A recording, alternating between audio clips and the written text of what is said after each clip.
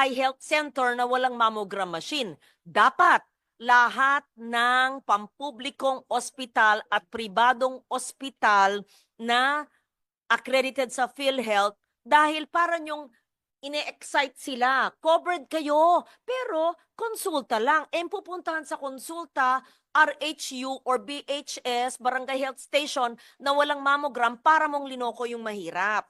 Dapat sa lahat ng PhilHealth accredited hospitals na may mammogram machine. Hindi lang sa konsulta. Yan ang ibahin nyo. Ngayon, i-meeting nyo ngayong gabi.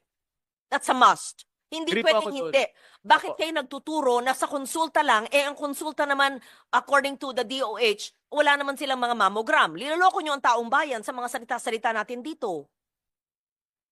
Mr. Oh. Chairperson, Honorable Okay, Senator Ligar. ang konsulta expansion ba kasama ang mga ospital na may mammogram machine? Yes po. Ano po? Example.